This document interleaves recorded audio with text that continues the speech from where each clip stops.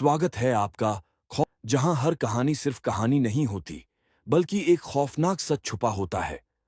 आज मैं आपको ले जा रहा हूं नेपाल हाईवे की सुनसान सड़कों पर, जहां अंधेरे में साए चलते हैं, पेड़ों के पीछे छुपी परछाइयां फुसफुसाती हैं और हर मोड़ पर मौत दस्तक देती है।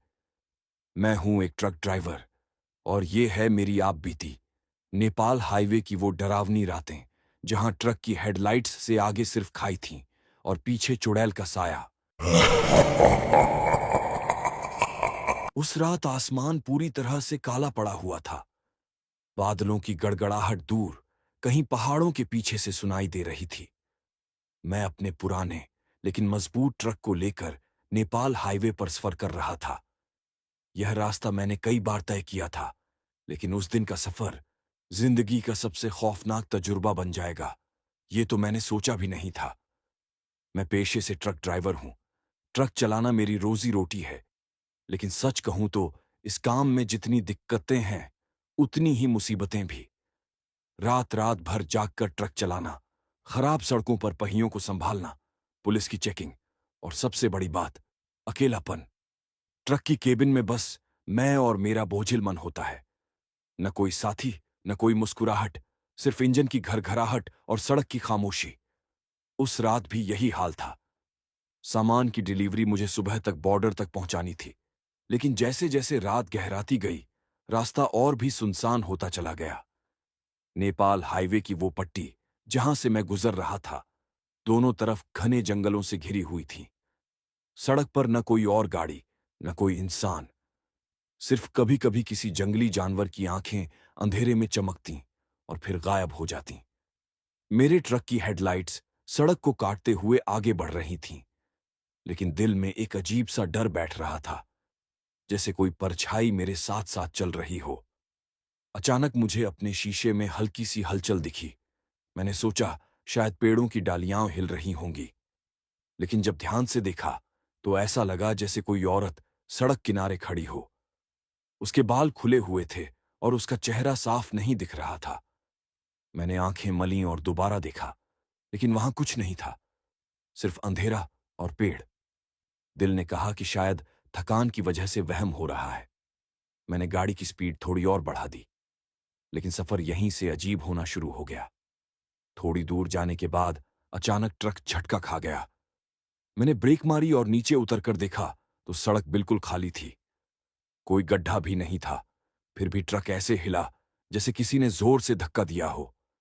दिल जोर जोर से धड़क रहा था। हवा में सिहरन थी, जैसे कोई मेरी गर्दन के पीछे सांस ले रहा हो। मैं डर को झटक कर फिर से ट्रक में बैठा और इंजन स्टार्ट किया, लेकिन तभी मेरे कानों में एक धीमी सी आवाज आई, जैसे कोई औरत हंस रही हो। हा हा हा हा हा। ये हंसी इतनी ठंडी और भयानक थी कि मेरी रीढ़ की हड्डी तक कंपा गई। मैंने शीशे से बाहर झांका, लेकिन अंधेरे के अलावा कुछ नहीं था। मैंने खुद से कहा, हनुमान जी का नाम ले, डरना मत, और धीरे धीरे ट्रक आगे बढ़ाने लगा। लेकिन कुछ ही मिनटों बाद वो औरत फिर दिखाई दी, इस बार साफ। सड़क के बीचों बीच खड़ी थी, सफेद साड़ी में, लंबे खुले बाल, और उसका चेहरा बिल्कुल काला था, जैसे कोई चेहरा ही ना हो।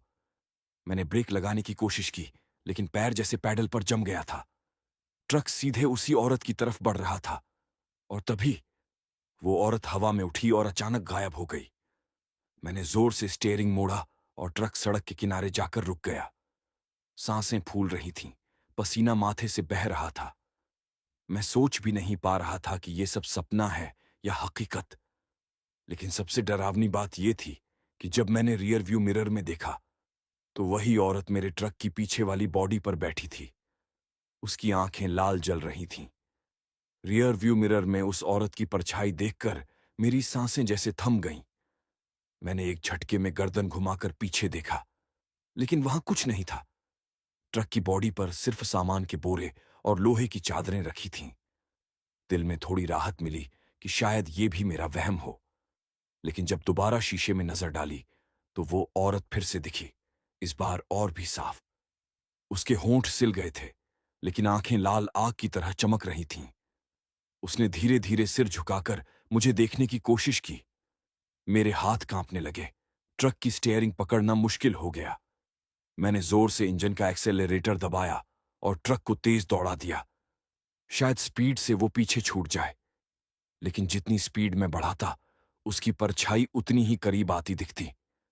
ऐसा लग रहा था जैसे वो हवा में उड़कर ट्रक के साथ साथ चल रही हो। अचानक ट्रक की हेडलाइट्स के सामने से एक काली बिल्ली सड़क पार कर गई। मैंने तुरंत ब्रेक मारा और ट्रक चरमराती आवाज के साथ रुक गया। दिल जोर जोर से धड़क रहा था। मैंने गहरी सांस ली और सोचा, थोड़ा नीचे उतरकर हालात देख लूं। जैसे ही ट्रक का दरवाजा खोला, ठंडी हवा का झोंका अंदर आया, लेकिन उस हवा में मिट्टी और सड़ांत की अजीब सी बदबू थी। मैं कांपते हुए नीचे उतरा और चारों तरफ नजर दौड़ाई। सड़क सुनसान, जंगल खामोश। कहीं दूर उल्लू की आवाज सुनाई दी। मैंने ट्रक की पीछे वाली बॉडी पर टॉर्च की रोशनी डाली।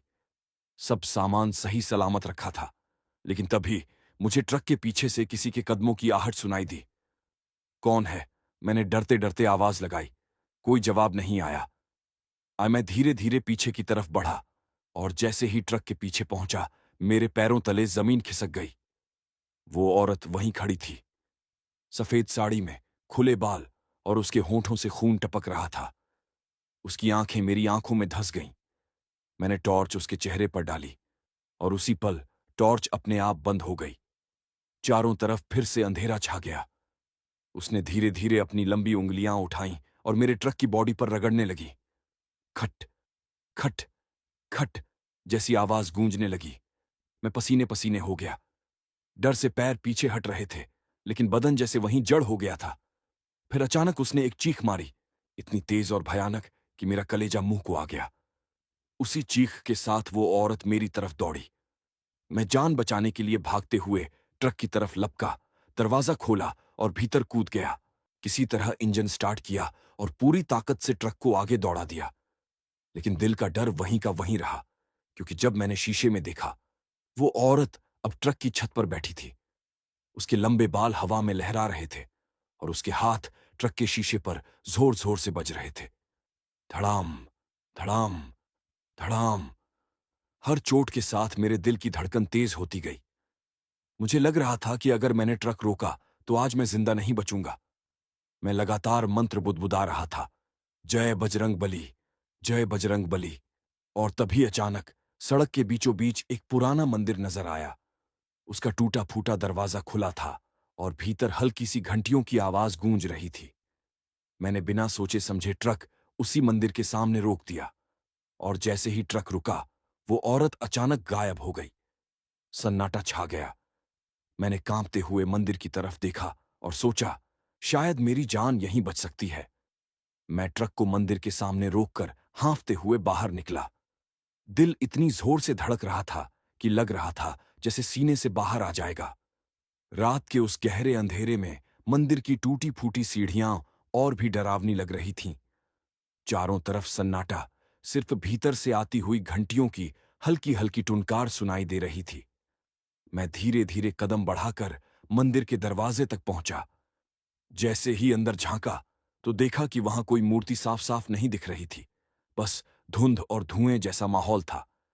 लेकिन घंटियों की आवाज लगातार गूंज रही थी। मेरे होंठ बुदबुदा रहे थे, बचाना प्रभु, मेरी रक्षा करना। अचानक मुझे लगा जैसे मंदिर के भीतर से कोई बूढ़ा पुजारी बाहर आया। उसका शरीर झुका हुआ था, हाथ में एक दिया जल रहा था। उसने मुझे देखा और धीमी आवाज में कहा, बेटा, इस रास्ते पर रात में कभी मत निकलना। यहां सदियों से एक आत्मा भटक रही है। वो औरत किसी जमाने में इसी हाईवे पर मारी गई थी। मेरे मुंह से शब्द ही नहीं निकले। मैं बस कांपते हुए उसकी बातें सुन रहा था। पुजारी बोला, वो चुड़ैल अब इस सड़क पर हर उस इंसान का पीछा करती है जो अकेला सफर करता है। कई ड्राइवर उसकी वजह से हादसे का शिकार हो चुके हैं।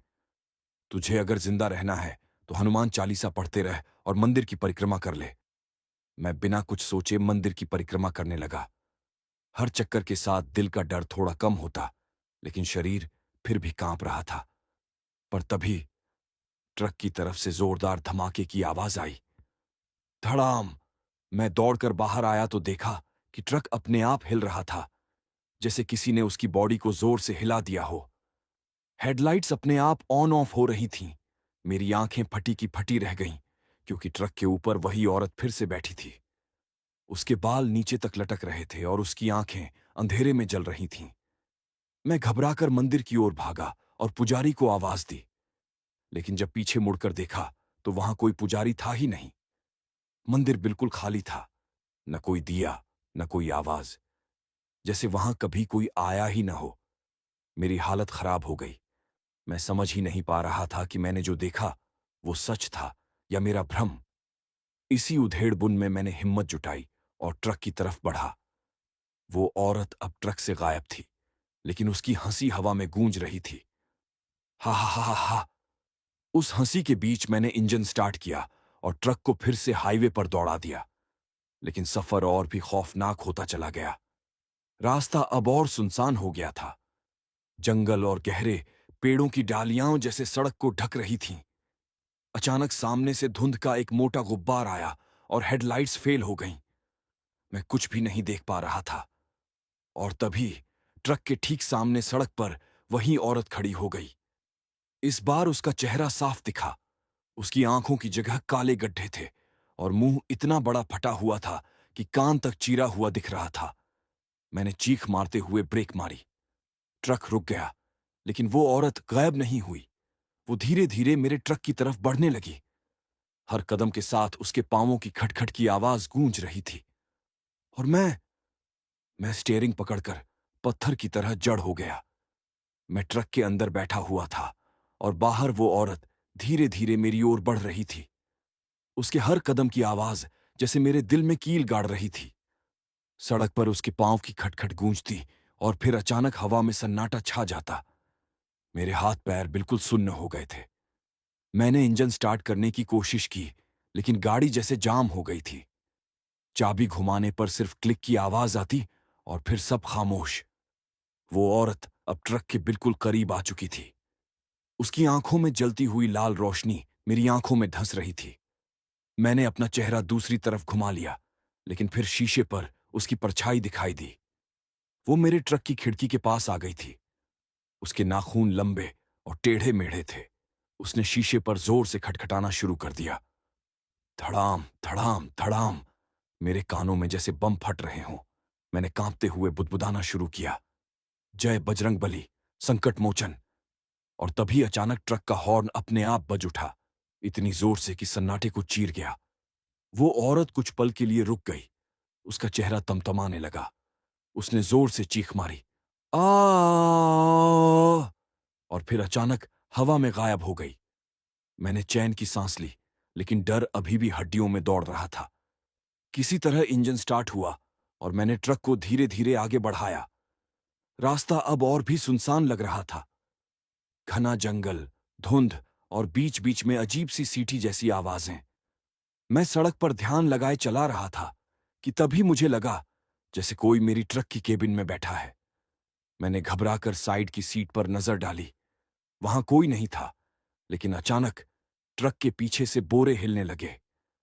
मैंने रियर व्यू मिरर में देखा और मेरा खून सूख गया। वो औरत अब मेरे ट्रक के अंदर थी, सामान के ऊपर बैठी थी। उसके बाल पूरे ट्रक में बिखरे हुए थे और उसकी लाल आंखें सीधे मुझ पर टिकी हुई थीं। मेरी हालत पागल जैसी हो गई।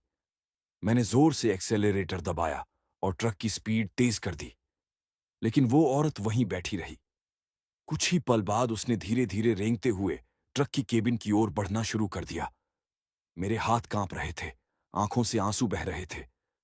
मैं सिर्फ चिल्ला रहा था, कोई है, कोई है यहां, बचाओ। लेकिन सुनने वाला कोई नहीं था। वो औरत अब केबिन के दरवाजे तक आ चुकी थी। उसके हाथ शीशे पर पड़े और शीशे पर दरारें पड़ने लगीं। क्र्रर्रर्र।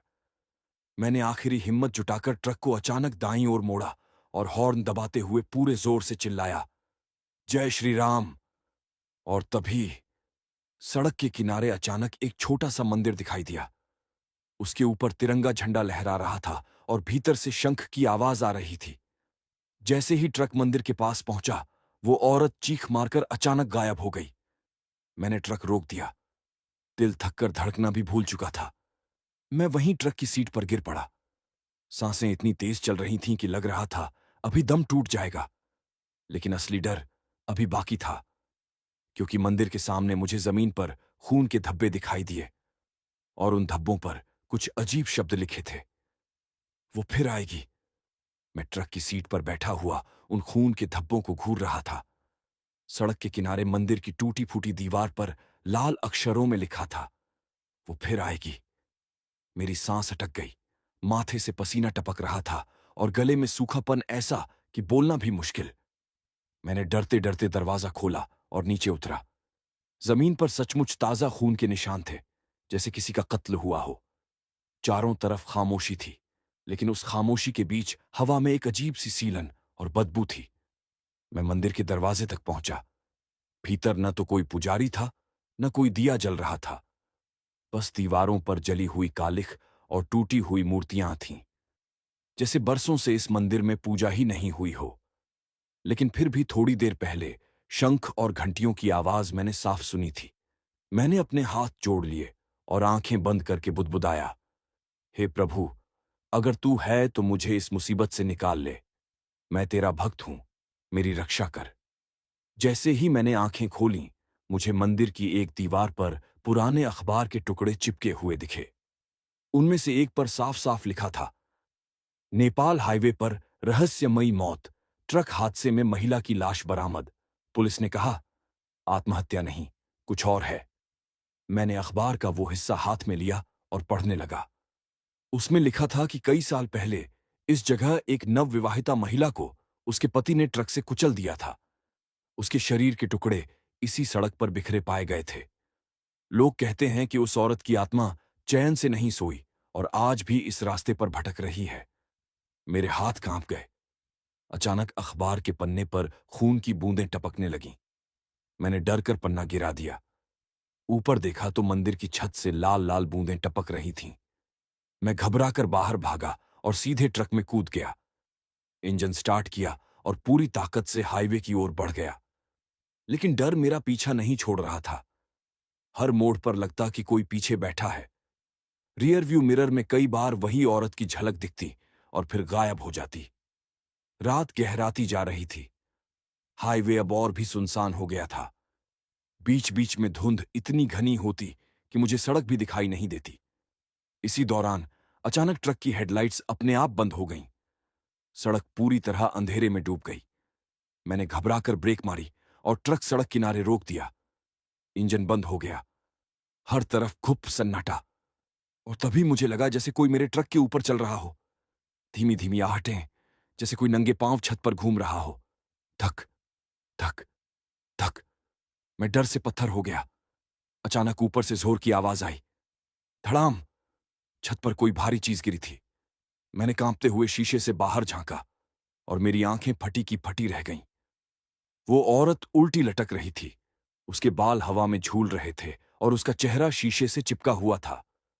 उसकी आंखों के गड्ढों से काला धुआं निकल रहा था और उसके होंठ फटे हुए खून टपका रहे थे। वो धीरे धीरे मुस्कुराई और अपनी जीभ शीशे पर रगड़ने लगी। स्स। मेरा कलेजा मुंह को आ गया। मैंने चीख मारते हुए इंजन स्टार्ट करने की कोशिश की। कई बार घुमाने के बाद इंजन चालू हुआ और मैंने पूरी ताकत से ट्रक आगे बढ़ाया। लेकिन जितनी तेज मैं ट्रक दौड़ाता, उतनी ही तेज उसकी चीखें मेरे कानों में गूंजतीं। तू मुझसे नहीं बच सकता, तू भी मरेगा, तू भी मरेगा। मैंने आंखें बंद करके चिल्लाया, जय हनुमान संकट मोचन। और उसी पल ट्रक के आगे अचानक एक उजाला चमका। सड़क किनारे एक बड़ा हनुमान जी का पत्थर का मूर्ति दिखाई दी। उसके सामने जलती हुई मशालें थीं। जैसे ही ट्रक उस मूर्ति के पास पहुंचा, वो औरत अचानक एक भयानक चीख मारकर हवा में गायब हो गई। ट्रक रुक गया। मैं हांफते हुए स्टीयरिंग पर गिर पड़ा। आंखों से आंसू बह रहे थे। लेकिन तभी मूर्ति के नीचे एक कागज पड़ा दिखा। मैंने कांपते हुए उसे उठाया। उस पर लिखा था, अगर बचना है तो उसकी असली मौत की जगह ढूंढ, वहीं उसका श्राप खत्म होगा। मैंने उस कागज को हाथ में कसकर पकड़ा और लंबे समय तक उसे घूरता रहा। उस पर लिखी पंक्ति मेरे दिमाग में हथौड़े की तरह बज रही थी। अगर बचना है तो उसकी असली मौत की जगह ढूंढ, वहीं उसका श्राप खत्म होगा। मेरे माथे से पसीना टपक रहा था। दिल में डर और उलझन दोनों थे। मतलब ये औरत सिर्फ एक आत्मा नहीं, बल्कि किसी अधूरी मौत का बदला लेने वाली आत्मा है। और जब तक उसका श्राप खत्म नहीं होगा, वो मुझे छोड़ने वाली नहीं। मैंने ट्रक स्टार्ट किया और धीरे धीरे आगे बढ़ा। अब हर तरफ धुंध और गहरी हो चुकी थी। सड़क जैसे किसी अनजान गड्ढे की तरफ जा रही हो। घने जंगलों के बीच से आती अजीब अजीब आवाजें कान फाड़ रही थीं। रियर व्यू मिरर में बार बार मुझे लगता कि कोई पीछे बैठा है। कई बार वही औरत की लाल आंखें झलक जातीं और फिर गायब हो जातीं। मैंने मन ही मन सोचा, अगर मुझे बचना है तो मुझे उसकी असली कहानी जाननी ही होगी। मुझे उस जगह पहुंचना होगा जहां उसकी मौत हुई थी।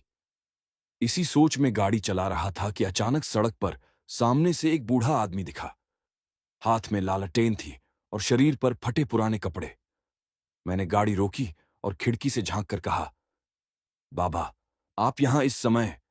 क्या आप मुझे बता सकते हैं कि इस सड़क पर औरत के हादसे वाली जगह कहां है? वो बूढ़ा धीरे धीरे मेरी तरफ आया। उसकी आंखें अजीब थीं, एकदम सफेद, बिना पुतलियों के। उसने कर्कश आवाज में कहा, तू क्यों पूछ रहा है बेटा? वहां जाने वाले कभी लौट कर नहीं आते। मेरे गले से आवाज नहीं निकली, लेकिन हिम्मत जुटाकर बोला, मुझे वहां जाना ही होगा, वरना ये औरत मुझे मार डालेगी। बूढ़ा कुछ देर खामोश रहा, फिर उसने अपनी लालटेन मेरी तरफ बढ़ाई और बोला, ठीक है, सड़क के इस मोड़ से बाईं तरफ जो टूटा पुल है, वहीं उसकी मौत हुई थी। लेकिन ध्यान रखना, उस जगह की हवा भी जहरीली है, वहां से लौटना आसान नहीं। इतना कहकर वो बूढ़ा पीछे मुड़ा और धुंध में गायब हो गया। मैंने चौंक कर चारों तरफ देखा। वो सचमुच गायब हो चुका था। मेरे रोंगटे खड़े हो गए। अब मेरे पास कोई चारा नहीं था। मैंने ट्रक को उस दिशा में मोड़ा जहां उसने बताया था। सड़क संकरी होती जा रही थी। अचानक बारिश शुरू हो गई। पानी की तेज बूंदें शीशे पर पड़ रही थीं और वाइपर भी ठीक से काम नहीं कर रहे थे। आधे घंटे बाद मैं उस पुल तक पहुंचा। पुल आधा टूटा हुआ था। नीचे गहरी खाई और उसमें बहती नदी की गर्जना सुनाई दे रही थी। जैसे ही मैंने ट्रक रोका, ठंडी हवा का झोंका आया। हवा के साथ साथ वही औरत की सिसकियां गूंज उठीं। हा हा, तुम क्यों आए हो यहां? मेरी मौत का तमाशा देखने? मैं कांपते हुए बाहर निकला। पुल की टूटी रेलिंग के पास खून के धब्बे अब भी जमे हुए थे। लगता था जैसे हादसा अभी अभी हुआ हो। अचानक मुझे अपने पीछे वही औरत खड़ी दिखी। उसका चेहरा इस बार और भी भयानक था। आंखें खून से भरी, बाल जमीन तक लटकते हुए और उसका शरीर आधा जला हुआ। उसने चीखते हुए कहा, यहीं यहीं मेरे पति ने मुझे ट्रक से कुचल दिया था और मेरे टुकड़े इसी खाई में फेंक दिए। अब हर ट्रक ड्राइवर को मैं वही दर्द महसूस कराती हूं जो मैंने झेला। उसकी आवाज बिजली की तरह गूंजी। मैं घुटनों के बल गिर पड़ा। मैंने हाथ जोड़कर कहा, मुझे माफ कर दो। मैं तुम्हारा दुश्मन नहीं हूं। मैं तो बस अपनी रोजी रोटी के लिए ट्रक चलाता हूं। अगर तुम्हें शांति चाहिए तो बताओ, मैं कैसे मदद कर सकता हूं? वो औरत धीरे धीरे मेरे करीब आई। उसके पैरों के नीचे जमीन पर खून की लकीरें बन रही थीं। उसने अपनी उंगली मेरे माथे पर रखी और बोली, मेरे शरीर के टुकड़े अब भी इस खाई में पड़े हैं। जब तक उन्हें शांति नहीं मिलेगी, मैं किसी को चैन से जीने नहीं दूंगी। मैंने कांपती आवाज में कहा, तो बताओ, मैं क्या करूं? उसकी आंखों से आंसू बहने लगे, लेकिन वो आंसू खून जैसे लाल थे। उसने कहा, मेरे टुकड़ों को नदी से निकालो और उन्हें इस मंदिर में दफनाओ, तभी मैं इस श्राप से मुक्त हो पाऊंगी। मैंने उसकी बात सुनी, लेकिन तभी हवा में फिर वही ठंडी हंसी गूंजी। कहीं से आवाज आई, झूठ मत सुनो, ये कभी नहीं जाएगी। ये तुझे भी खींचकर अपने साथ ले जाएगी। मैंने चारों तरफ देखा, लेकिन वहां और कोई नहीं था। तो क्या ये औरत सच कह रही थी या मुझे फंसा रही थी? उस रात पुल पर खड़ा मैं दोनों आवाजों के बीच उलझ गया था। सामने औरत का भयानक रूप खड़ा था, जो कह रही थी कि उसके शरीर के टुकड़े नदी से निकालकर मंदिर में दफनाना होगा, तभी उसकी आत्मा को शांति मिलेगी। और दूसरी तरफ हवा में गूंजती वो रहस्यमयी आवाज, जो चेतावनी दे रही थी कि ये औरत मुझे धोखा दे रही है। मैं पसीने से भीगा हुआ खड़ा था। मेरे पैरों में जैसे जान ही नहीं थी। ट्रक दूर खड़ा था और उसकी हेडलाइट्स धुंध को काटने की नाकाम कोशिश कर रही थीं। मैंने कांपती आवाज में पूछा, अगर मैं तेरे टुकड़े ढूंढ लूं तो तू सचमुच मुझे छोड़ देगी? वो औरत पल भर के लिए चुप रही, फिर उसके चेहरे पर दर्द उभरा। उसने धीरे धीरे कहा, हां, मैं किसी का खून नहीं चाहती, मैं बस शांति चाहती हूं, मुझे मोक्ष चाहिए। उसकी बात सुनकर मेरा दिल पिघलने लगा, लेकिन तभी अचानक उसकी आंखें फिर लाल हो गईं और वो डरावनी हंसी हंसने लगी। हा हा हा हा हा हा। मेरे कान फटने लगे। हवा ठंडी हो गई, जैसे किसी ने पूरा वातावरण जमा दिया हो। मैंने तुरंत ट्रक की तरफ भागने की कोशिश की, लेकिन तभी मेरे पैरों में किसी ने जोर से जकड़ लिया। नीचे देखा तो जमीन से कई खून से सनी हुई हड्डियां मेरे पैरों में लिपट रही थीं। मैं चीख पड़ा, बचाओ! लेकिन सुनने वाला कोई नहीं था। वो औरत धीरे धीरे हवा में उठी और मेरे सामने आकर झुक गई। उसके चेहरे से खून टपककर मेरे कपड़ों पर गिर रहा था। उसने फुसफुसाते हुए कहा, भाग मत, अब तू मेरा है। मेरा गला सूख गया। मैंने हिम्मत जुटाई और जोर से पुकारा, जय हनुमान। तुरंत हवा में झंकार सी गूंज उठी। कहीं पास से मंदिर की घंटियों की आवाज आई और वो हड्डियां अचानक बिखर गईं। औरत एक पल के लिए पीछे हट गई। मैंने तुरंत मौके का फायदा उठाया और भागकर ट्रक में बैठ गया। इंजन स्टार्ट किया और पूरी ताकत से एक्सेलरेटर दबा दिया। लेकिन जैसे ही ट्रक पुल पार करने लगा, अचानक स्टीयरिंग अपने आप घूमने लगा। गाड़ी दाईं तरफ खाई की ओर खींचने लगी। मैंने पूरी ताकत से स्टीयरिंग सीधा करने की कोशिश की, लेकिन लग रहा था जैसे कोई अदृश्य ताकत गाड़ी को धकेल रही हो। उस वक्त मेरा दिमाग सुन्न था। मैंने आंखें बंद कीं और पूरी जान से चिल्लाया, संकट मोचन हनुमान, मेरी रक्षा करो। अचानक ट्रक के अंदर तेज रोशनी भर गई, जैसे किसी ने मशाल जलाई हो। गाड़ी एक झटके में सीधी हो गई और मैं पुल पार कर गया। मैंने चैन की सांस ली, लेकिन जैसे ही पीछे मिरर में देखा, मेरी आत्मा कांप उठी। वो औरत अब भी ट्रक के ऊपर खड़ी थी, लेकिन इस बार उसके साथ और भी परछाइयां थीं। 5 और औरतें, सबके चेहरे कटे फटे, खून से सने हुए। सब एक साथ चीखने लगीं, तू भी हमारे साथ आ, तू भी मर। मेरे हाथ कांप रहे थे, आंखों से आंसू बह रहे थे। अब साफ हो गया था कि ये सिर्फ एक आत्मा नहीं, ये पूरा झुंड है, और इनकी आत्माएं शायद इस हाईवे से बंधी हुई है। मैंने मन ही मन सोचा, अगर सच में इनका श्राप तोड़ना है तो मुझे इनके असली सच तक पहुंचना होगा, वरना मैं आज जिंदा घर नहीं लौट पाऊंगा। लेकिन तभी अचानक ट्रक का हॉर्न अपने आप बजने लगा और हेडलाइट्स बंद हो गईं। चारों तरफ अंधेरा छा गया और उसी अंधेरे में किसी ने धीरे से मेरे कान में फुसफुसाया, तेरी मौत अब पास है। मैंने वह आखिरी आवाज सुनी तो जैसे कोई ठंडी काटने वाली लकीर मेरे अंदर तक चल गई। हर कोशिका कांपने लगी। ट्रक कीबोर्ड की तरह थर थर कांप रहा था और मैं जैसे खुद को नियंत्रित करने में नाकाम रहा। हेडलाइट्स अंधेरे में झपक झपक कर बुझती जलती रहीं और बाहर की वो भीड़ सी परछाइयां धीरे धीरे हटती हुई पृष्ठभूमि में विलीन होती दिखीं। मगर मेरी राहत ज्यों ही आई, उसी समय किसी ने ट्रक के पास बड़ी तेज रफ्तार से पत्थर फेंका। थक! शीशे पर दरार उठी और उस आवाज ने मेरी किसी भी सांस को रोक दिया। मैंने देखा कि सड़क के किनारे से एक झुंड कुत्ते, या फिर उन परछाइयों की तरह कुछ, खुले हुए होठों से भौंक रहे थे।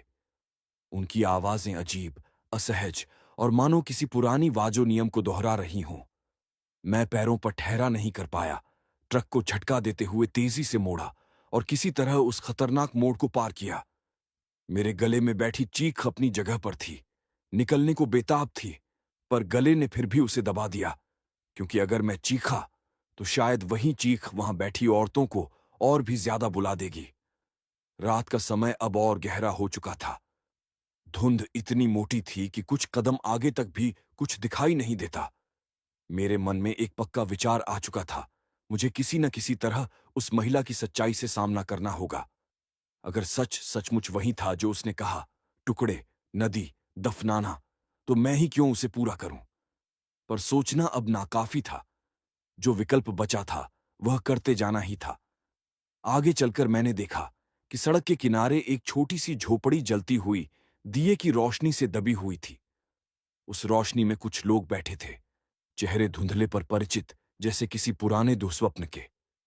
मैंने सावधानी से अपनी गाड़ी धीमी की और करीब रुककर खिड़की से झांका। उनमें से एक औरत उठी, माथे पर लाल टीका और आंखों में थकान, पर उसकी नजरें ऐसी थीं जैसे उसने सिर्फ घड़ी में समय नहीं, कोई इतिहास देखा हो। उसने मुझे देखा और बिना आश्चर्य के पीढ़ी दर पीढ़ी की थकान से बोली, रास्ते पर अकेले मत चलो बेटा, आज रात यहां कुछ अलग है। मैंने बिना ज्यादा सब बताए कहा, मुझे उस जगह का पता है जहां उसकी मौत हुई थी। मुझे बताओ, क्या सच में नदी में उसके टुकड़े हैं? उसने कुछ पल देखा, फिर धीमे से कहा, कई सालों से लोग कहते आए हैं, हाईवे पे जो आत्माएं हैं वे अपने ही अतीत की रेखाएं दोहरा रही हैं।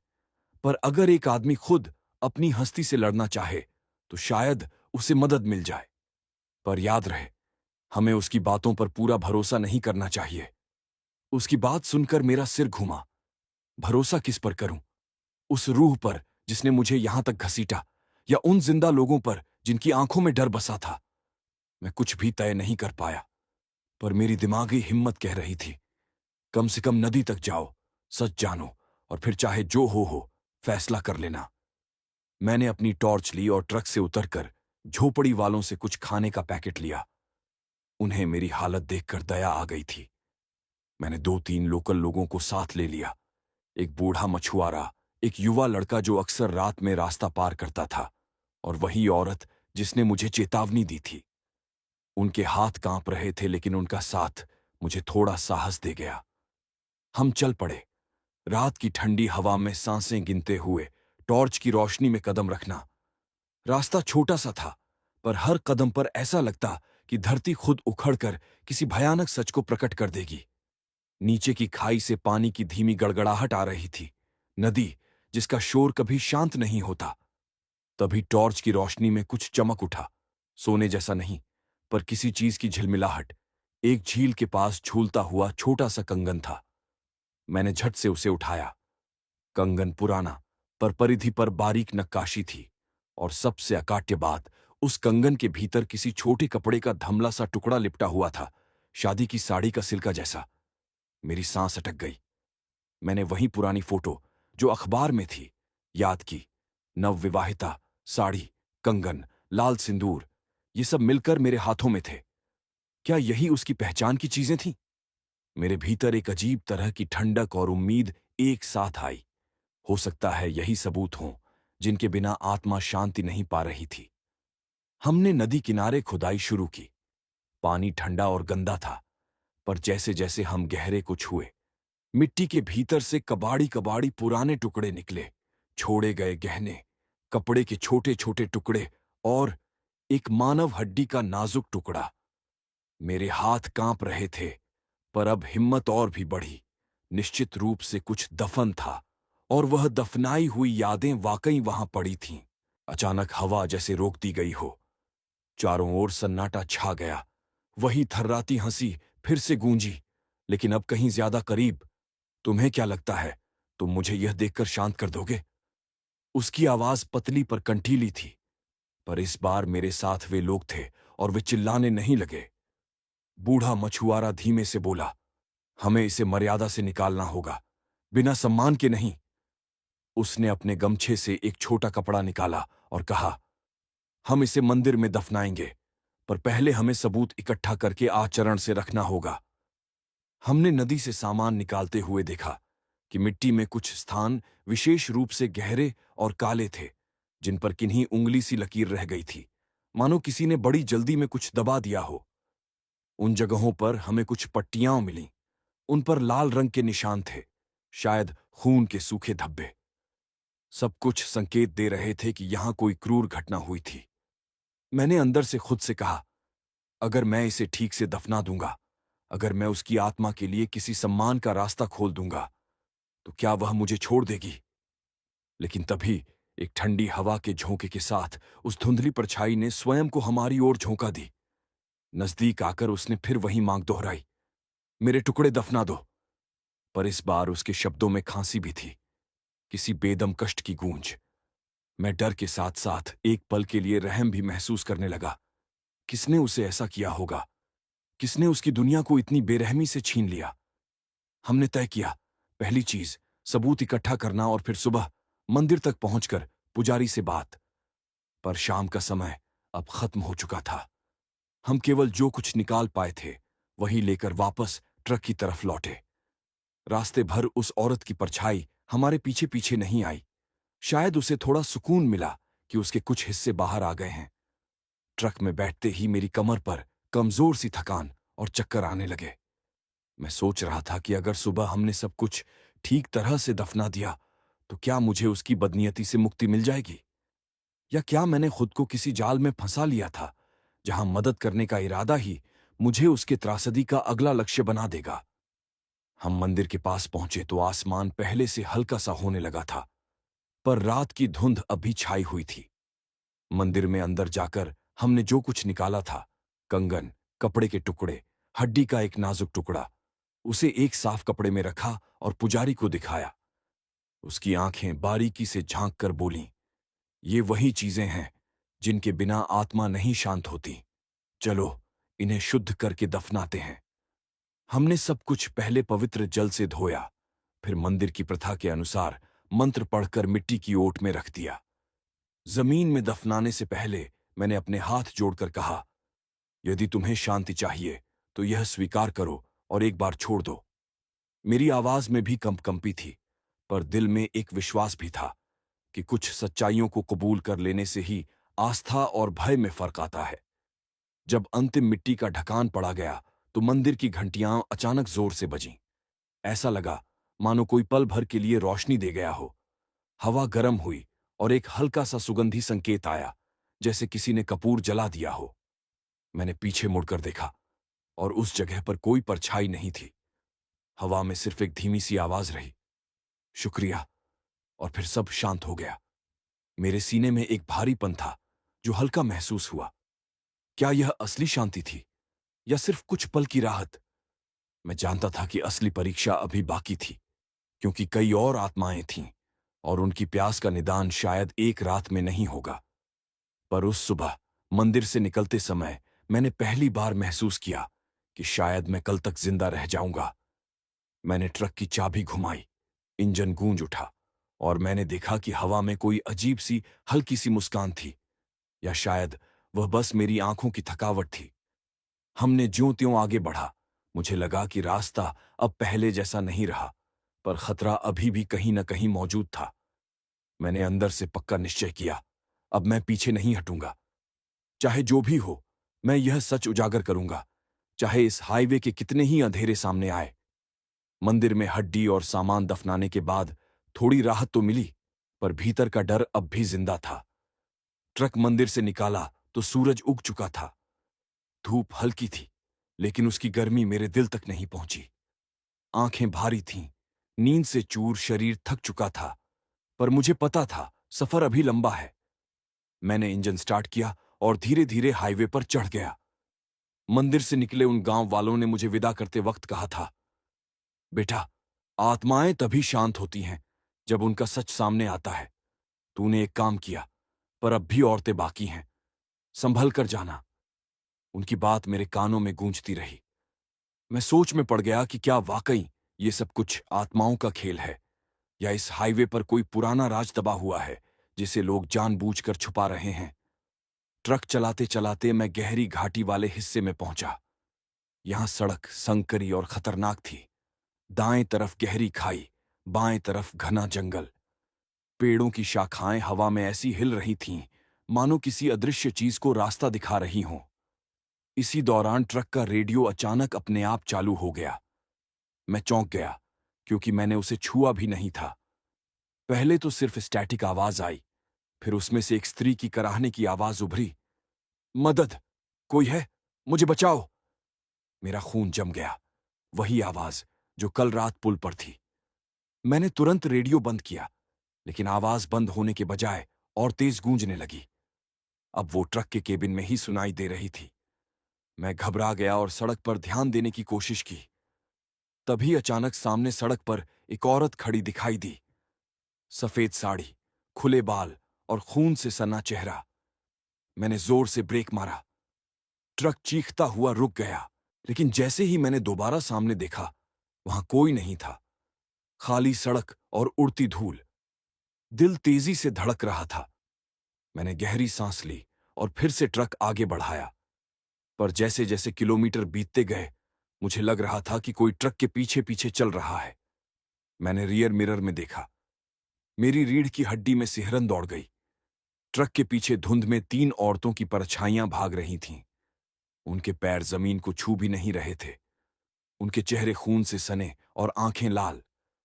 वो जैसे ट्रक से बंधी हुई थीं और मेरे पीछे पीछे खींच रही थीं। मैंने डर से रफ्तार बढ़ाई, पर जितनी रफ्तार बढ़ाता, वो उतनी तेज हो जाती। अचानक उनमें से एक औरत हवा में कूदकर ट्रक की छत पर जा गिरी। एक जोरदार धमाका हुआ। पूरा केबिन हिल गया। मेरे हाथ कांप रहे थे। मैंने हिम्मत जुटाकर ऊपर की तरफ देखा तो ट्रक की विंडशील्ड पर खून टपक रहा था, जैसे किसी ने अपने हाथों से उसे नोच डाला हो। मैं बुरी तरह से घबराया। तभी ट्रक अपने आप धीमा होने लगा। मैंने एक्सेलरेटर पूरी ताकत से दबाया, लेकिन गाड़ी मानो किसी अदृश्य ताकत के कब्जे में थी। फिर अचानक स्टीयरिंग अपने आप घूम गया और ट्रक सड़क किनारे जंगल की ओर मुड़ गया। मैं चीख पड़ा, नहीं! ट्रक झटके से रुक गया। इंजन बंद हो गया। चारों तरफ सन्नाटा। न कोई इंसान, न कोई आवाज, सिर्फ पेड़ों के बीच से आती हवा की सरसराहट। मैंने डरते डरते दरवाजा खोला और बाहर झांका। तभी पेड़ों के बीच से धीमी आवाज आई, तूने एक को दफनाया, लेकिन हम बाकी कहां जाए? हमारी मौत का सच क्यों छुपाया गया? मैंने कांपते हुए पुकारा, कौन हो तुम सब?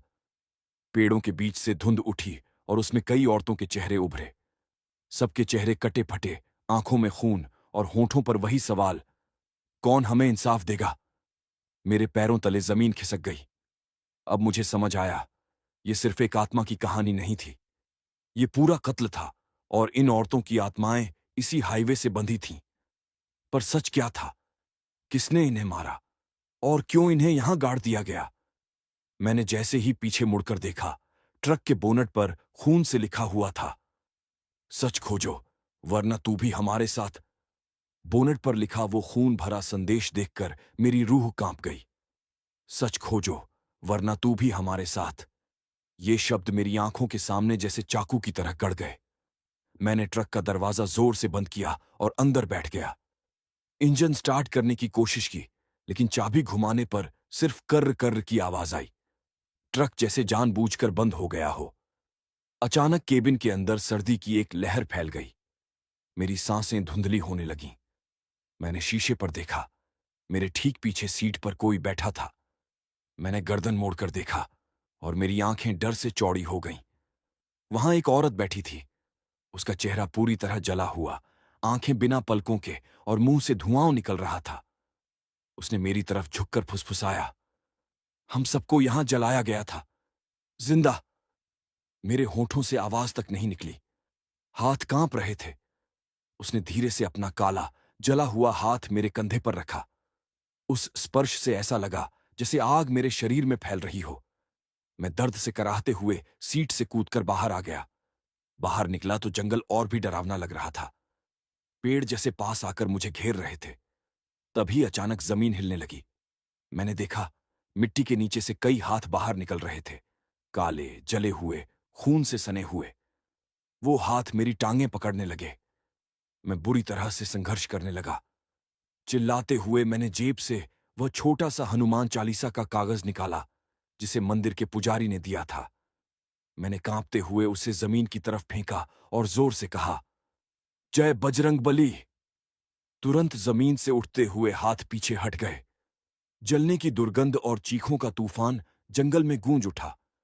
मैंने हांफते हुए खुद को ट्रक के दरवाजे तक घसीटा। तभी मेरी नजर बोनट पर दोबारा पड़ी। इस बार वहां नए शब्द लिखे थे, सत्य यहां के गांव में दफन है। मेरे दिमाग में जैसे बिजली दौड़ गई। क्या ये सब घटनाएं किसी गांव से जुड़ी हैं? क्या इन औरतों का सच उसी गांव ने छुपाया है? मैंने किसी तरह ट्रक को फिर स्टार्ट किया। इस बार इंजन गर्जना करता हुआ चालू हो गया। मैंने गाड़ी सड़क की तरफ मोड़ी और तेज रफ्तार से चल पड़ा। कुछ किलोमीटर आगे एक टूटा फूटा साइन बोर्ड मिला, जिस पर धुंधली लिखावट थी, गजरा गांव, 3 किलोमीटर। दिल ने साफ कहा, यही वो गांव होगा। मैंने ट्रक उसी दिशा में मोड़ा। रास्ता संकरा और वीरान था। जैसे ही गांव के पास पहुंचा, अजीब सी खामोशी ने मुझे जकड़ लिया। न बच्चों की आवाज, न मवेशियों की, न लोगों की। बस सुनाई देती थी हवा में बंधी घंटियों की धीमी धीमी झंकार। मैंने ट्रक गांव के चौपाल के पास रोका। उतरते ही देखा कि कुछ बूढ़े लोग मुझे घूर रहे थे। उनकी आंखों में डर और छुपाव साफ झलक रहा था। मैंने हिम्मत जुटाकर पूछा, यहां कई औरतों की आत्माएं भटक रही हैं। उनका सच क्या है? तुम लोग क्या छुपा रहे हो? मेरी बात सुनकर बूढ़े कांप गए। उनमें से एक ने हाथ जोड़कर कहा, बेटा, तूने जिनका जिक्र किया है वो इस गांव की ही औरतें थीं। सालों पहले उन्हें हमारे ही लोगों ने जिंदा जला दिया था। वो सब बेकसूर थीं। मेरे पैर कांप गए। गुस्सा और डर दोनों मेरे अंदर मिल गए। मैंने गरज कर कहा, क्यों? किस गुनाह की सजा दी तुम लोगों ने? एक और बूढ़ा रोते हुए बोला, गुनाह कुछ नहीं था, बस शक था। गांव में बार बार बच्चे मर रहे थे, फसलें सूख रही थीं। लोगों को लगा कि औरतें जादू टोना करती हैं, और डर ने हमें अंधा बना दिया। हमने उन्हें पकड़कर यहां से दूर जंगल में आग लगा दी। उसकी बात सुनकर मेरी रूह कांप गई। आंखों में आंसू भर आए। यही वो सच्चाई थी जो ये आत्माएं मुझे बताना चाहती थीं। यही उनका दर्द था। लेकिन इससे भी डरावना सच अब सामने था। उनकी आत्माएं अब बदले की आग में जल रही थीं। तभी गांव के बीच खड़ी टूटी फूटी हवेली से जोर की चीख निकली। हवेली की खिड़कियों से काली धुंध और आग की लपटें बाहर आने लगीं, और उस धुंध में मैंने उन औरतों को देखा, सब एक साथ। उन्होंने एक स्वर में चीखा, तूने सच जान लिया। अब तू हमारी मदद करेगा या हमारे साथ जलेगा? गांव की हवेली से उठती वो आग और धुंध देखकर मेरी टांगें जैसे पत्थर की हो गईं। औरतों की आत्माएं एक एक कर खिड़कियों से निकलकर हवा में तैरने लगीं। उनकी आंखें लाल, उनके शरीर आधे जले हुए, और आवाजें ऐसी कि इंसान का दिल फट जाए। गांव के बूढ़े औरतें आदमी सब चौपाल में गिर गिर कर रोने लगे। किसी ने आंखें बंद कर लीं, कोई मुंह ढककर चिल्ला रहा था। लेकिन मेरे लिए रास्ता बस दो ही था, या तो मैं भाग जाऊं या फिर इस सच का बोझ उठाकर उनका सामना करूं। मैंने कांपती आवाज में कहा, मैंने तुम्हारा सच जान लिया है। अब बताओ, मैं क्या करूं जिससे तुम्हें शांति मिले? तुरंत हवा में ठंडी गड़गड़ाहट हुई, और उनमें से एक औरत का चेहरा पास आया। वो वही थी जिसे मैंने पहली बार पुल पर देखा था। उसने धीरे से कहा, हमें वो न्याय दिला जो हमें जिंदा रहते कभी नहीं मिला। मैंने डरते डरते पूछा, न्याय कैसे? उसने अपना जला हुआ हाथ आसमान की तरफ उठाया। अचानक हवेली के अंदर से औरतों की चीखें तेज हो गईं। उनके पीछे पीछे आग में लिपटे मर्दों की परछाइयां भी उभर आईं। उनमें से एक मर्द ने खौफनाक आवाज में कहा, अगर ये सच सबके सामने आएगा तो हमारा नाम मिट जाएगा। हम ये नहीं होने देंगे। मुझे उस वक्त समझ आ गया, गांव के वही लोग जिन्होंने इन औरतों को जिंदा जलाया था, उनकी आत्माएं भी अब इस हवेली से बंधी हुई थीं। ये बदला था जो कभी खत्म नहीं हुआ। मेरे रोंगटे खड़े हो गए। एक तरफ औरतों की आत्माएं इंसाफ मांग रही थीं, दूसरी तरफ मर्दों की आत्माएं डर और गुस्से से मुझे रोकना चाहती थीं। गांव के बूढ़े मेरे पैरों पर गिर गए। बेटा, तू मत उलझ, वरना तू भी खत्म हो जाएगा। कई लोग कोशिश कर चुके हैं, कोई वापस नहीं आया। लेकिन अब मैं पीछे हटने की हालत में नहीं था। मैंने मन ही मन हनुमान चालीसा का पाठ शुरू किया और सीधा हवेली की तरफ बढ़ गया। जैसे ही मैं दरवाजे पर पहुंचा, हवेली की टूटी दीवारों से खून बहने लगा। दरवाजा अपने आप खुल गया और अंदर अंधेरा छा गया। मैंने टॉर्च जलाई, पर रोशनी बहुत कम पड़ रही थी। अंदर बदबू फैली हुई थी, जली हुई लकड़ियों और सड़े हुए मांस की। सीढ़ियां ऊपर की तरफ जाती थीं और उन पर खून के निशान बने थे। मैं सावधानी से ऊपर चढ़ा, हर कदम पर जैसे कोई मेरे पीछे चल रहा हो। हवा में वही फुसफुसाहट, सच मत खोल वरना तू मर जाएगा। लेकिन दिल में एक अजीब हिम्मत थी। मैंने सीढ़ियां पार की और ऊपर एक बड़ा कमरा मिला। कमरे की दीवारों पर कालिख और राख जमी हुई थी, और बीचों बीच मिट्टी का ढेर, जिसके अंदर से कंगन, पायल और साड़ी के टुकड़े बाहर झांक रहे थे। मैं कांप गया। यही वो जगह थी जहां औरतों को कैद करके जिंदा जलाया गया था। अचानक कमरे की चारों दीवारों से लपटें उठीं। औरतों की आत्माएं मेरे चारों ओर आकर खड़ी हो गईं। उनकी आंखों से आंसू बह रहे थे, लेकिन चेहरों पर दर्द की जगह गुस्सा भरा हुआ था। उन्होंने एक स्वर में कहा, हमारा सच दुनिया को बता, तभी हमें शांति मिलेगी, वरना हम तुझे भी यहीं जला देंगे। मेरा गला सूख गया। मैंने कांपते हुए कहा, मैं वादा करता हूं, मैं सबको बताऊंगा, तुम्हारी कहानी छुपने नहीं दूंगा। जैसे ही मैंने ये कहा, अचानक लपटें बुझ गईं। कमरा अंधेरे में डूब गया और हवा में एक धीमी फुसफुसाहट गूंजी, हम देखेंगे तू अपना वादा निभाता है या नहीं। अगले ही पल सब गायब हो गया। मैं कमरे के बीच अकेला खड़ा था। मैंने हांफते हुए नीचे उतरकर गांव वालों को सब बताया। बूढ़े लोग रोने लगे, औरतें सिर पकड़कर बैठ गईं। किसी ने कहा, अब तो ये गांव कभी चैन से नहीं जी पाएगा। लेकिन मेरे मन में बस एक ही ख्याल था, ये आत्माएं मुझे अब तब तक छोड़ेंगी नहीं जब तक मैं उनका सच पूरी दुनिया तक न पहुंचा दूं। ट्रक की तरफ लौटते वक्त मेरी आंखों के सामने बार बार वही जलते हुए चेहरे आते रहे और मुझे साफ समझ आ गया, ये सफर अब सिर्फ ट्रक चलाने का नहीं रहा, ये सफर अब इंसाफ का था। गांव से निकलने के बाद मेरी हालत ऐसी थी जैसे कोई मुझे भीतर से खा रहा हो। ट्रक धीरे धीरे चल रहा था, लेकिन दिमाग में बस वही औरतों की चीखें, वही जलते चेहरे और हवेली का वो खून से लिखा संदेश घूम रहा था। सड़क पर धुंध और भी गहरी हो चुकी थी। हेडलाइटें आगे मुश्किल से कुछ मीटर ही रोशनी कर पा रही थीं। अचानक लगने लगा जैसे हर पेड़ के पीछे कोई खड़ा है, मुझे देख रहा है। मैंने मन ही मन कहा, हे राम, अब ये कैसा इम्तिहान है। अचानक ट्रक का रेडियो अपने आप ऑन हो गया। उसमें से कोई भजन नहीं, बल्कि औरतों की चीखें गूंजने लगीं। बचाओ, हमें जला दिया, न्याय, न्याय। मैं घबरा गया। जल्दी से रेडियो बंद करने की कोशिश की, लेकिन बटन दबाने के बावजूद आवाज बंद नहीं हुई, बल्कि और ज्यादा तेज होती गई। इतने में पीछे केबिन में कुछ हिलने की आवाज आई। मैंने शीशे में देखा, सामान के ऊपर फिर वही औरत बैठी थी। उसके चेहरे से धुआं उठ रहा था, जैसे अभी अभी आग से निकली हो। उसने धीरे धीरे मेरी तरफ झुककर कहा, तूने वादा किया है, अगर वादा तोड़ा तो तुझे भी जलाकर यहीं बांध देंगे। मेरे हाथ पैर जम गए। मैंने कांपते हुए कहा, मैं वादा निभाऊंगा, मैं सबको बताऊंगा, बस मुझे छोड़ दो। वो औरत कुछ पल चुप रही, फिर उसके होठों से डरावनी हंसी निकली और वो धुएं की तरह गायब हो गई। रेडियो की चीखें भी अचानक बंद हो गईं, लेकिन अब मेरे दिल में साफ था, ये आत्माएं मुझे तब तक पीछा नहीं छोड़ेंगी जब तक मैं उनका सच पूरी दुनिया के सामने न रख दूं। रात गहराती जा रही थी। हाईवे सुनसान था। कहीं कहीं टूटी झोपड़ियां और खाली ढाबे दिखाई दे रहे थे। मैं बहुत थक चुका था, लेकिन रुकने की हिम्मत नहीं थी। करीब आधा घंटा चला होगा कि अचानक सड़क पर एक बच्ची खड़ी दिखाई दी। वो अकेली, नंगे पांव, सफेद फ्रॉक पहने हुए। मैंने तुरंत ब्रेक लगाया। ट्रक चीखता हुआ रुक गया। मैं नीचे उतरा और कांपते हुए उसके पास गया। वो बच्ची बिल्कुल खामोश थी। उसकी आंखें बड़ी बड़ी और चेहरा बिल्कुल पीला। मैंने धीरे से पूछा, बेटी, तुम यहां क्या कर रही हो? तुम्हारे माँ बाप कहाँ हैं? उसने धीरे से मेरी तरफ देखा और बहुत धीमी आवाज में बोली, उन्होंने मुझे भी जला दिया था। मेरे पैरों तले जमीन खिसक गई।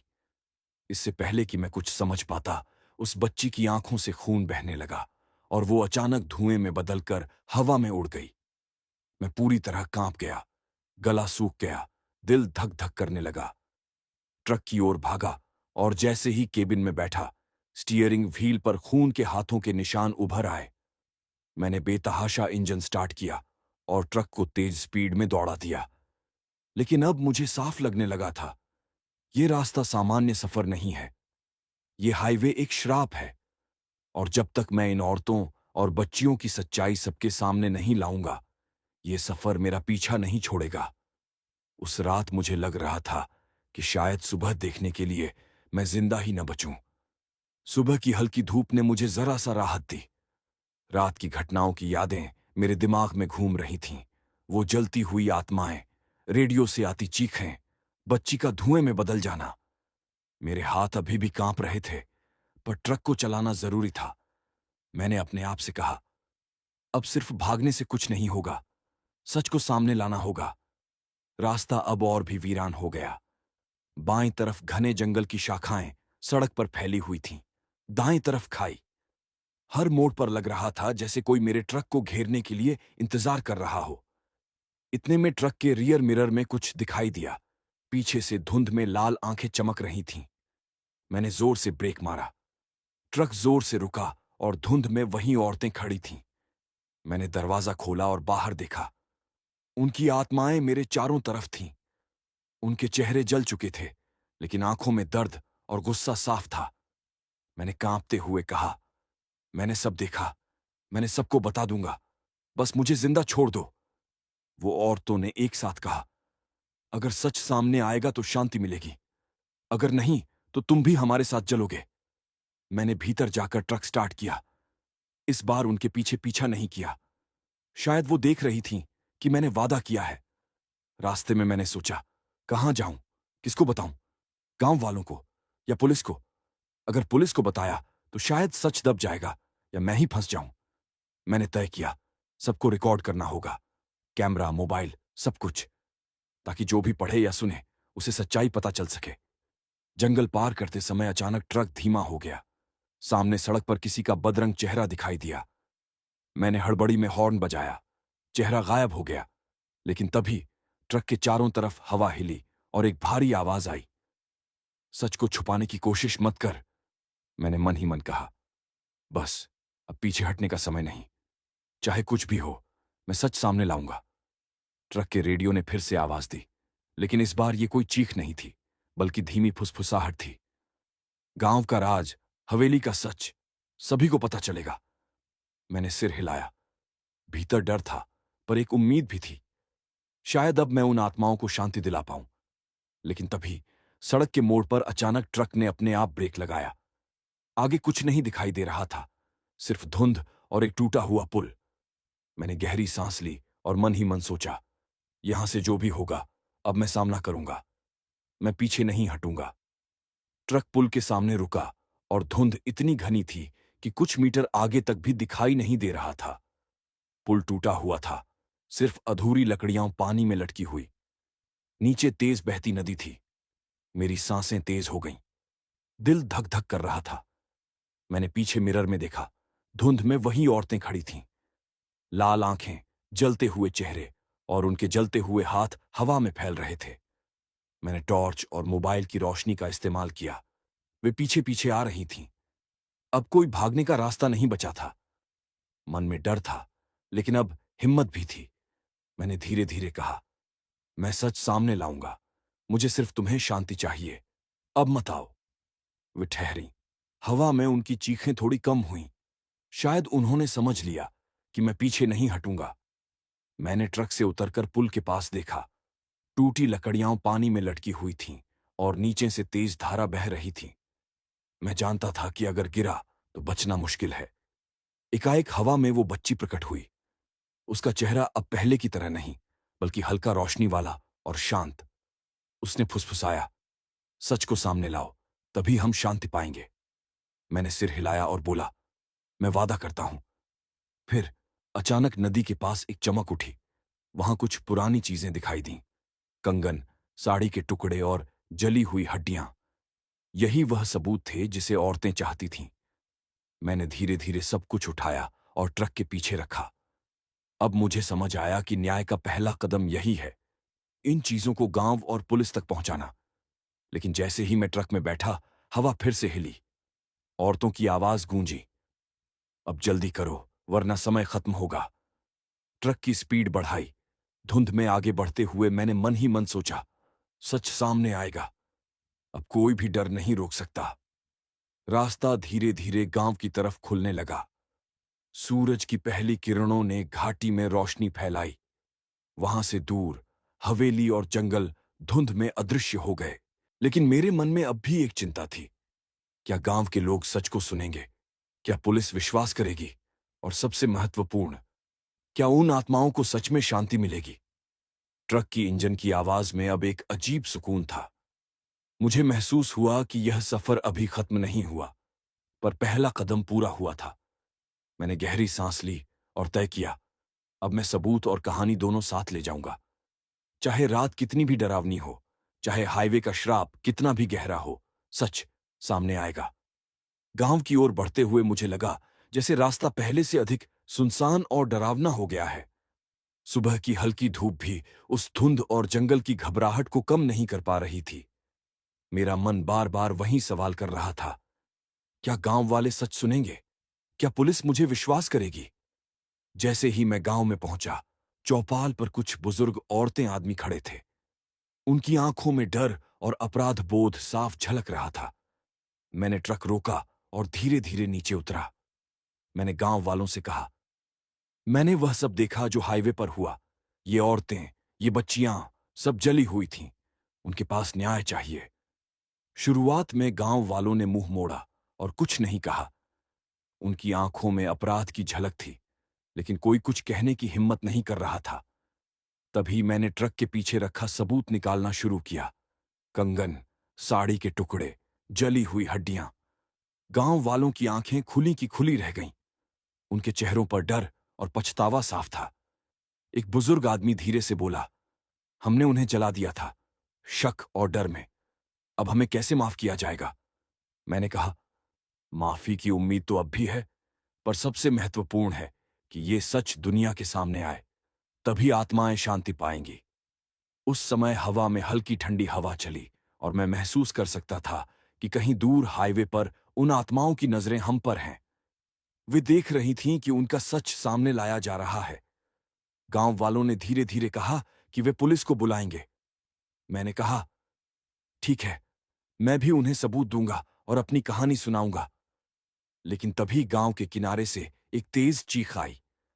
मैं और गांव वाले हड़बड़ा गए। हवा में धुंध का हिस्सा हिलते हुए देखा। वहां वहीं जलती हुई औरतें और बच्चियां खड़ी थीं। वे जोर से बोल रही थीं, सच सामने आ गया, अब हम शांति पाएंगे। पर तुमसे एक वादा चाहिए, जब तक हम पूरी तरह शांति नहीं पाए, तुम पीछे नहीं हटोगे। मैंने सिर झुकाकर कहा, मैं वादा करता हूं, मैं सबको सच बताऊंगा, मैं पीछे नहीं हटूंगा। धीरे धीरे वे धुंध में विलीन होने लगीं। उनकी जलती हुई परछाइयां धीरे धीरे गायब हो गईं।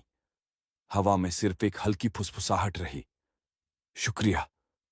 मैंने सांस ली और ट्रक में बैठकर सोचा, यह केवल एक शुरुआत है। सत्य सामने आ चुका है, लेकिन अब इसे दुनिया तक पहुंचाना मेरी जिम्मेदारी है। गांव में पुलिस पहुंची।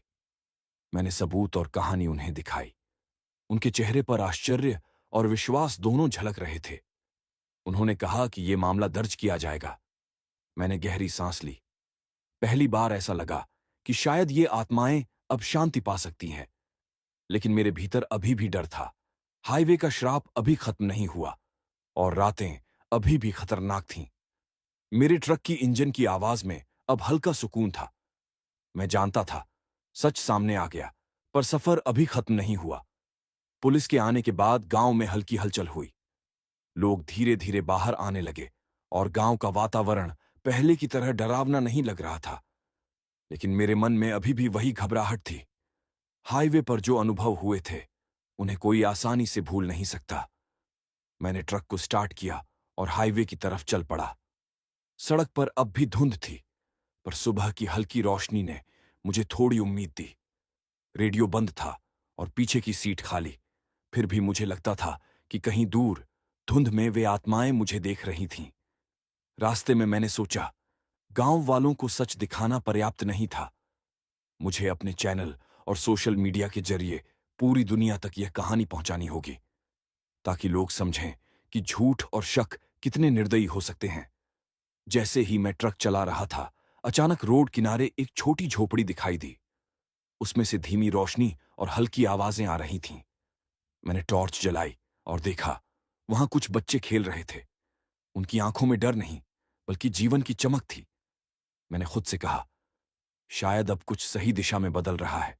शायद ये हाईवे अब पूरी तरह श्रापित नहीं रहा। पर तभी मेरी टांगों के नीचे जमीन हिली। ट्रक अचानक धीमा हो गया। पीछे मिरर में देखा, धुंध में एक महिला खड़ी थी। वह वही थी जिसे मैंने पहले पुल पर देखा था।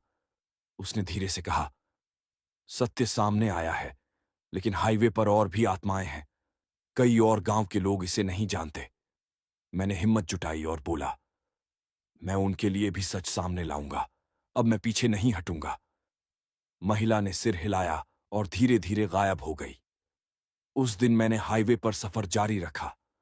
रास्ता लंबा और थका देने वाला था, लेकिन मेरे मन में दृढ़ निश्चय था। सच को सबके सामने लाना ही मेरी जिम्मेदारी है। शाम होते होते मैं एक बड़े शहर पहुंचा। यहां पत्रकार और पुलिस अधिकारी मौजूद थे। मैंने उन्हें हाईवे की पूरी कहानी बताई। गांव, हवेली, जलती आत्माएं, सबूत। वे लोग डर और आश्चर्य में थे। उन्होंने कहा, यह सच में डरावना और गंभीर मामला है। हम इसे पूरी दुनिया तक पहुंचाएंगे। रात को जब मैं ट्रक पार्क कर ट्रक के केबिन में बैठा, मैंने महसूस किया कि अब धुंध कम थी और शायद वे आत्माएं अब पहली बार थोड़ी राहत महसूस कर रही थीं। लेकिन मेरे भीतर एक चेतावनी भी थी।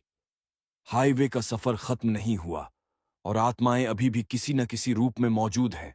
मैंने टॉर्च बंद की और ट्रक की सीट पर बैठते हुए सोचा, आज का दिन भले सुरक्षित रहा, पर असली परीक्षा अभी बाकी है। अगले दिन सुबह उठते ही मैंने तय किया कि अब हाईवे पर सफर और सावधानी से करना होगा। पिछले अनुभवों ने मुझे हिला दिया था, लेकिन अब मैं डर को अपने ऊपर हावी नहीं होने दूंगा। ट्रक का इंजन स्टार्ट किया और धीरे धीरे सड़क पर निकल पड़ा। रास्ते में पहाड़ों की चोटियां और खाइयां इतनी खौफनाक लग रही थीं कि मन करता था बस तुरंत आगे बढ़ा जाए। लेकिन मैं जानता था कि हर मोड़ पर खतरा था। कुछ किलोमीटर चलने के बाद मैं एक छोटे गांव के पास पहुंचा। वहां भी लोग उत्सुक और घबराए हुए थे। मैंने ट्रक रोककर गांव वालों से बातचीत की। मैंने उन्हें हाईवे पर हुए सच के बारे में बताया और जलती आत्माओं की कहानी सुनाई। गांव वाले डर से कांप रहे थे, लेकिन मेरी दृढ़ निश्चय देखकर उनकी आंखों में विश्वास भी आया। कुछ बुजुर्गों ने कहा, हम पहले भी जानते थे कि हाईवे श्रापित है, पर हमने डर के कारण चुप रहना बेहतर समझा। मैंने कहा, अब डर का कोई मतलब नहीं। सच सामने आना चाहिए। केवल इस तरह आत्माएं शांति पाएंगी। गांव वालों के सहयोग से हमने कुछ और सबूत जुटाए। पुरानी लकड़ियां, जले हुए कपड़े और पुराने दस्तावेज। अब मेरे पास हाईवे पर हुई घटनाओं का पूरा प्रमाण था। ट्रक में सब कुछ रखने के बाद मैंने आगे का सफर जारी किया। लेकिन तभी धुंध के बीच एक झोंपड़ी दिखाई दी। वहां से हल्की रोशनी और अजीब सी हंसी आती हुई सुनाई दी। मैंने ध्यान दिया तो देखा, वहां कुछ आत्माएं फिर खड़ी थीं। उनके चेहरे अब पहले जैसे डरावने नहीं थे, बल्कि थोड़ा शांत। उन्होंने धीरे से कहा, हम देख रहे हैं, अब तुम सही दिशा में हो, लेकिन हाईवे में और भी अनसुलझी कहानियां हैं। सावधान रहो। मैंने सिर हिलाया। उनके शब्दों ने मेरी हिम्मत बढ़ाई, लेकिन चेतावनी भी दी। सफर जारी रखते हुए मैं धीरे धीरे उस हिस्से पर पहुंचा जहां हाईवे बेहद संकरा और खतरनाक था। सड़कों पर भूस्खलन और टूटे हुए हिस्से थे।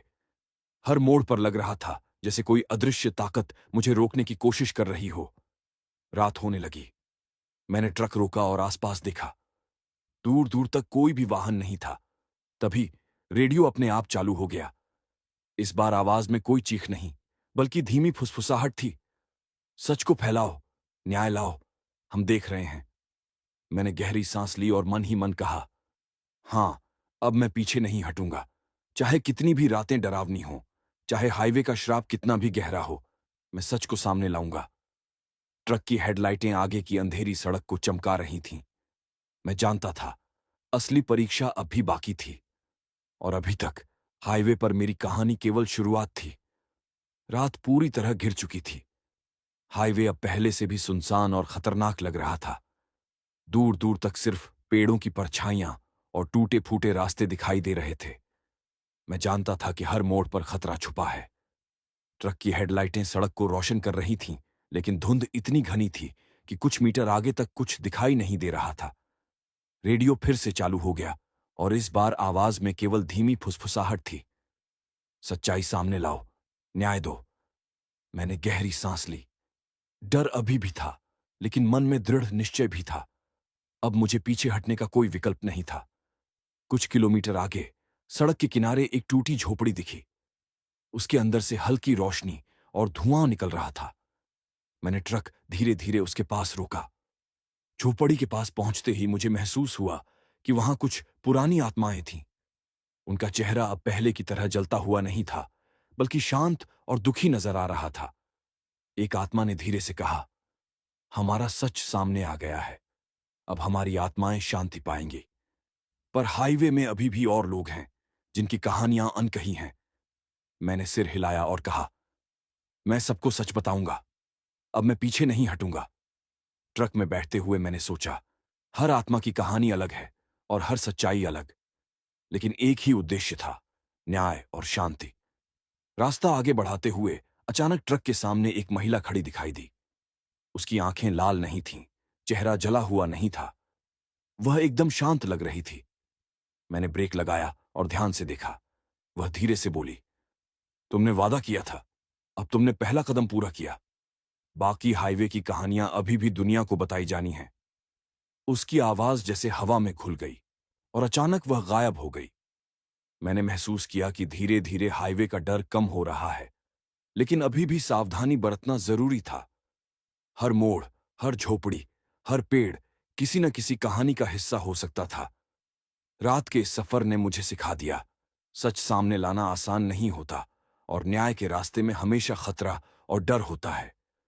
लेकिन अब मेरे भीतर विश्वास था, मैं पीछे नहीं हटूंगा। चाहे हाईवे कितना भी श्रापित क्यों ना हो, चाहे आत्माएं कितनी भी डरावनी क्यों ना हो, मैं उनका सच सबके सामने लाऊंगा। ट्रक की इंजन की आवाज अब पहले की तरह डरावनी नहीं थी। यह आवाज अब साहस और हिम्मत का प्रतीक लग रही थी। रास्ता लंबा था और सफर अभी बाकी था, लेकिन अब मैं जान चुका था, सच का पीछा करना ही असली जीत है। सुबह का सूरज धीरे धीरे घाटियों में रोशनी फैला रहा था। रात की डरावनी घटनाएं मेरे दिमाग में घूम रही थीं, लेकिन अब डर के साथ एक दृढ़ निश्चय भी था, सच को सामने लाना। ट्रक हाईवे पर धीरे धीरे आगे बढ़ रहा था। रास्ता अब पहाड़ी और संकरा था। हर मोड़ पर मैं सावधान था। रेडियो बंद था, लेकिन फिर भी मन में हल्की बेचैनी थी। कहीं पीछे से वे आत्माएं मुझे देख तो नहीं रही थीं। कुछ किलोमीटर चलने के बाद मैंने देखा कि सड़क के किनारे एक टूटी हुई हवेली थी। यह वही हवेली थी जहां पहले मैंने उन जलती आत्माओं को देखा था। लेकिन अब कुछ बदल गया था। हवेली की दीवारों पर धुआं और आग की लपटें नहीं थीं, केवल खाली कमरे और टूटी खिड़कियां दिख रही थीं। मैंने ट्रक रोककर धीरे धीरे अंदर झांका। वहां कोई नहीं था, केवल कुछ जले हुए कपड़े और पुराने दस्तावेज पड़े थे। मैंने उन्हें उठाया और ट्रक में रखा। अब मेरे पास हाईवे की पूरी कहानी और सबूत थे। ट्रक में बैठते हुए मुझे महसूस हुआ कि अब हाईवे का श्राप धीरे धीरे कम हो रहा है। आत्माएं शांत होती जा रही थीं, लेकिन चेतावनी भी थी। कई अनसुलझी कहानियां अभी बाकी थीं। रास्ते में मैं एक छोटे गांव के पास पहुंचा। गांव वाले मुझे देखकर हैरान थे। मैंने उन्हें हाईवे पर हुए सच की पूरी कहानी सुनाई। उन्होंने धीरे धीरे विश्वास करना शुरू किया। गांव के बुजुर्गों ने कहा, अब यह सच सबके सामने आ जाएगा। तुम्हारा साहस और हिम्मत ही इसे संभव बना सके। मैंने मन ही मन सोचा, सच को सामने लाना केवल पहला कदम है। अब इसे दुनिया तक पहुंचाना और न्याय दिलाना मेरी जिम्मेदारी है। जैसे ही मैं ट्रक चलाता रहा, पीछे से हल्की धुंध में कुछ परछाइयां दिखाई दीं, लेकिन अब वे डरावनी नहीं थीं। उनके चेहरे शांत थे। उनकी फुसफुसाहट हवा में घुल गई। तुमने पहला कदम पूरा किया, अब बाकी लोगों तक सच पहुंचाओ। हमारी आत्माएं अब शांति की ओर बढ़ेंगी। रास्ता लंबा था, लेकिन अब मुझे डर नहीं था। ट्रक की इंजन की आवाज अब साहस और उम्मीद का प्रतीक बन गई थी। मैंने ठान लिया, चाहे कितनी भी रातें डरावनी हों, चाहे हाईवे पर कितनी भी श्रापित आत्माएं हों, मैं उनका सच सबके सामने लाऊंगा। और यही अंत में मुझे असली जीत की दिशा दिखा रहा था। सुबह की पहली किरणें घाटियों में फैली हुई थीं। पिछले कई हफ्तों का डर, डरावनी रातें, जलती आत्माएं और हाईवे की श्रापित कहानियां मेरे मन में घूम रही थीं। लेकिन आज कुछ अलग था, साहस और उम्मीद का एहसास। ट्रक धीरे धीरे हाईवे पर आगे बढ़ रहा था। सड़क अब थोड़ी सुरक्षित लग रही थी। हर मोड़, हर पेड़, हर झोपड़ी अब डरावनी नहीं लग रही थी। कुछ किलोमीटर आगे मैं शहर के पास पहुंचा। वहां पत्रकार, पुलिस और लोग मौजूद थे। मैंने सबूत और हाईवे पर हुई घटनाओं की पूरी कहानी उनके सामने रखी। जले हुए कपड़े, कंगन और दस्तावेज, सब कुछ। पत्रकारों ने सबूत कैमरे में कैद किए। पुलिस ने कहा, यह मामला गंभीर है। अब यह सच्चाई दुनिया के सामने आएगी। हाईवे की आत्माएं अब शांति पाएंगी। मैंने गहरी सांस ली। पहली बार लगा कि हाईवे की आत्माएं अब शांत हैं। लेकिन मन में एक हल्की बेचैनी भी थी। सच्चाई सामने आने के बाद भी हाईवे पर और भी अनसुलझी कहानियां हो सकती थीं। रात को ट्रक में बैठते हुए मैं याद कर रहा था गांव की हवेली, पुल पर खड़ी जलती आत्माएं, रेडियो की फुसफुसाहट और बच्चियों की परछाइयां। उन सब ने मुझे साहस और हिम्मत दी। मन ही मन मैंने वादा दोहराया, मैं पीछे नहीं हटूंगा। चाहे कितनी भी रातें डरावनी हों, चाहे हाईवे का श्राप कितना भी गहरा हो, मैं सच को सबके सामने लाऊंगा। धीरे धीरे ट्रक की इंजन की आवाज मुझे डरावनी नहीं लग रही थी। अब यह आवाज मेरी हिम्मत, मेरा साहस और मेरी जिम्मेदारी बन गई थी। सफर लंबा था, लेकिन अब मुझे डर नहीं था। हाईवे की आत्माएं शांति की ओर बढ़ रही थीं, और मैं जानता था कि उनका सच अब दुनिया के सामने है। ट्रक की हेडलाइटें सड़क को चमका रही थीं। मैं आगे बढ़ता रहा और पहली बार महसूस किया, सच का पीछा करना, डर को मात देना और न्याय का मार्ग अपनाना, यही असली जीत है। हाईवे अब मेरे लिए केवल एक रास्ता नहीं रहा। यह अनुभव, साहस और इंसानियत की कहानी बन गया। और इसी के साथ मेरी नेपाल हाईवे की डरावनी, रहस्यमयी और साहसिक यात्रा का अंत हुआ।